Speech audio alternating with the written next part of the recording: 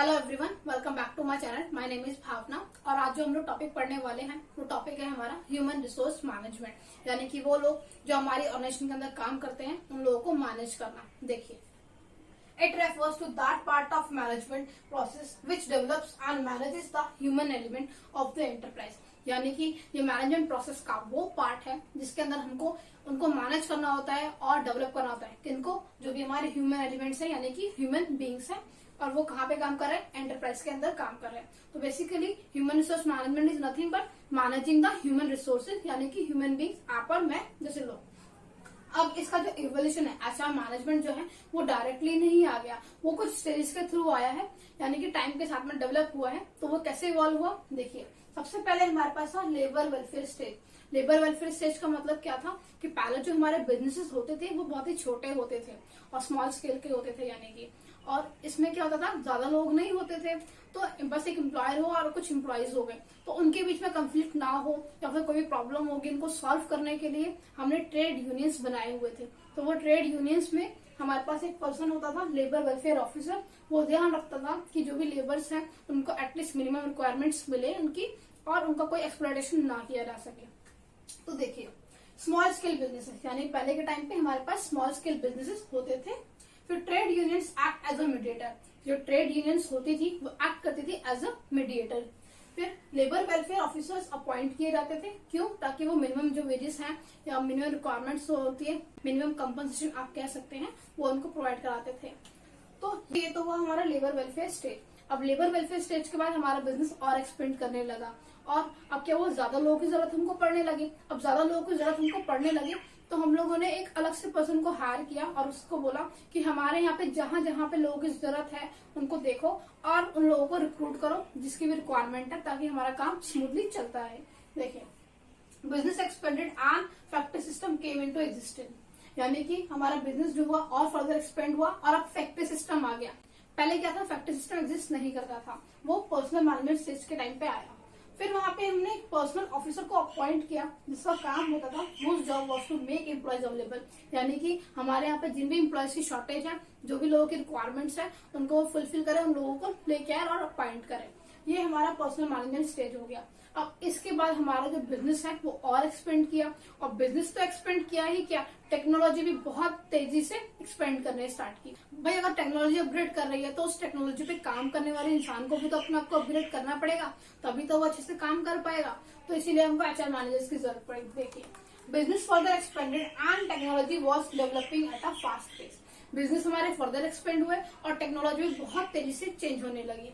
फिर क्या हुआ, need felt for training and development. फिर हमें नीड फील हुई कि हमको ट्रेनिंग और डेवलपमेंट करना पड़ेगा अपने एम्प्लॉयज की, ताकि वो अच्छे से काम को कर पाए। इसका मैं आपको एग्जांपल देती हूँ नोकिया का, कि नोकिया के फोन पहले बहुत चलते थे, एक लीडिंग कंपनी थी हमारे पास नोकिया, लेकिन नोकिया ने अपने आप को अपग्रेड नहीं किया और उसने स्मार्टफोन्स नहीं लेके आया।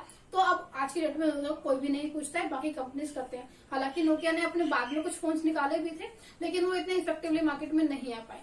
इसीलिए कोई भी कंपनी अगर आपको टाइम के साथ में अपग्रेड नहीं करती तो वो सर्वाइव ना करे, ऐसा प्रॉब्लम आ सकता है उसके साथ में। तो इसीलिए हमको एचआरएम की स्टेज की जरूरत पड़ी कि हमको क्या करना है, अपने एम्प्लॉयज को भी अपग्रेड कराते रहना टाइम टू टाइम, ताकि हमारी कंपनी जो है अच्छे से काम करते रहे। तो आई होप आपको इसके इवोल्यूशन में कोई प्रॉब्लम नहीं होगी। अगर आपको कोई प्रॉब्लम होती है तो आप मुझसे कमेंट सेक्शन में पूछ सकते हैं। अब इसके बाद हमारा जो लास्ट पॉइंट आया वो है स्पेशलाइज्ड ड्यूटीज एंड एक्टिविटीज, यानी ये कुछ एक्टिविटीज हैं जो हमारे एचआर मैनेजर को परफॉर्म करनी होती है। सबसे पहला इसमें देखिए रिक्रूटमेंट का, कि भाई इसको देखना होता है कि कोई भी एम्प्लॉय कहाँ पे चाहिए हमारी ऑर्गेनाइजेशन में, यानी कि जो भी शॉर्टेज पड़ रही है उनको वो देखे और उनको रिक्रूट करे। तो रिक्रूटमेंट में हमारे पास कुछ और चीजें भी आती हैं, जैसे रिक्रूटमेंट तो है ही, सिलेक्शन भी आया, प्रमोशन भी आया, ट्रांसफर भी आया, ट्रेनिंग भी आया, इस टाइप की पॉलिसीज भी हमारी रिक्रूटमेंट के अंदर आती हैं, जो किसको करना होता है परफॉर्म, एचआर मैनेजर को करना होता है। इसके बाद आता है प्रोवाइडिंग एक्सपर्ट सर्विसेज, यानी जो हमारा जो एचआर मैनेजर है उसको अपने एक्सपर्ट सर्विसेज को प्रोवाइड करना होता है। जैसे कि वो क्या करता है, जॉब का इवेल्यूशन करता है, परफॉर्मेंस का अप्रेजल करता है, और कोई भी नेगोशिएशन करना होता है जो भी ट्रेड यूनियंस के साथ में होता है वो भी उसको परफॉर्म करना होता है।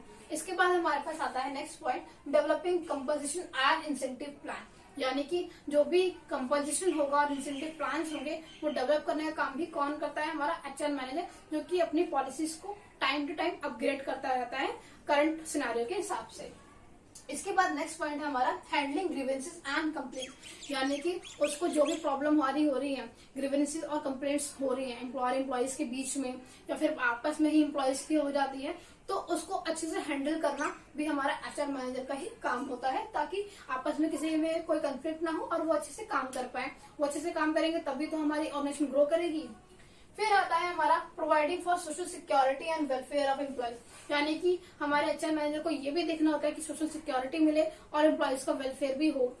और इसको देखते हुए हमारे एचआर मैनेजर को ये भी देखना होता है कि हमारे एम्प्लॉयज का भी फायदा हो और हमारे एम्प्लॉयर का भी फायदा हो। ऐसा नहीं कि आपने सिर्फ एम्प्लॉयज का फायदा करा और जो एम्प्लॉयर है हमारा उसको लॉस हो रहा है, तो उनको उसको दोनों के इंटरेस्ट को देखना होता है और हिसाब से अपनी पॉलिसीज को बनाना होता है इसके रिगार्डिंग। पॉइंट है defending the company in law suits. Defending the company in law suits का मतलब होता है कि हमारे जो कंपनी होती है उसको कुछ गवर्नमेंट की पॉलिसीज को मानना होता है। जैसे कि आपका हो गया वर्कमैन कंपनसेशन फंड, कि एटलीस्ट इतना कंपनसेशन तो आपको अपने वर्कर्स को प्रोवाइड करना ही होगा। इसके अलावा हमारा दूसरा होता है जैसे इंश्योरेंस का हो गया, तो हर एक कंपनी को अपने एम्प्लॉयज को इंश्योरेंस प्रोवाइड करना होता है, उसका कुछ क्राइटेरिया होता है उसको फॉलो करते हुए। तो ये सारा काम कौन देखता है? आपका एचआर मैनेजर ही देखता है, ताकि कोई भी कंपनी क्या है जिसमें एचआर मैनेजर्स हैं वो किसी भी गवर्नमेंट के रूल को वायलेट ना करे और उसको फॉलो करे, ताकि कोई भी कंपनी अगर लॉसूट उसके अगेंस्ट होता है तो वो उसको ऐसा डिफेंड काम कर सकता है। इसके बाद नेक्स्ट पॉइंट है हमारा कीपिंग पर्सनल रिकॉर्ड्स। तो जो भी हमारे एम्प्लॉयज के पर्सनल रिकॉर्ड्स होते हैं वो एचआर मैनेजर को अपने पास रखने होते हैं एज अ रिकॉर्ड। जैसे कि अगर वो जब उसको रिक्रूटमेंट करता है, सिलेक्शन प्रोवाइड करता है, उसको ट्रेनिंग प्रोवाइड करता है या प्रमोशन करता है, उसका ट्रांसफर करता है, तो उससे रिलेटेड जो भी डॉक्यूमेंट्स होते हैं प्लस उसकी बाकी सारी डिटेल्स जो हो गई, वो सारी डिटेल्स हमारा एचआर मैनेजर रखता है अपने पास में। और जो एचआर मैनेजर होता है वो उसको फ्यूचर रेफरेंस के लिए भी यूज कर सकता है इन्फॉर्मेशन को। इसके बाद हमारा जो लास्ट पॉइंट है वो है डेवलपिंग द ऑर्गेनाइजेशनल स्ट्रक्चर, यानी कि ऑर्गेनाइजेशनल स्ट्रक्चर को डेवलप करने में भी हमारा एचआर मैनेजर हेल्प करता है। जो एचआर मैनेजर होता है वो टाइम टू टाइम रिव्यू करता रहता है ऑर्गेनाइजेशन के स्ट्रक्चर को, और उसको जहां पर भी लगता है कि हमको अपना ऑर्गेनाइजेशनल स्ट्रक्चर चेंज करने की जरूरत है तो वो चेंज भी करवाता है जो भी हमारी नीड होती है उसके अकॉर्डिंग। तो आई होप आपको इसके स्पेशलाइज ड्यूटीज एंड एक्टिविटीज में कोई प्रॉब्लम नहीं होगी। अगर आपको लगता है कि आपको इसमें कुछ प्रॉब्लम है तो आप मुझसे कमेंट सेक्शन में पूछ सकते हैं। अगर अब तक आपको मेरा वीडियो अच्छा लगा तो आप इसे लाइक कर दीजिएगा, अपने दोस्तों को शेयर कर दीजिएगा, और अगर अभी तक आपने मेरे चैनल को सब्सक्राइब नहीं किया तो सब्सक्राइब भी कर दीजिएगा। थैंक यू सो मच मेरी वीडियो को देखने के लिए।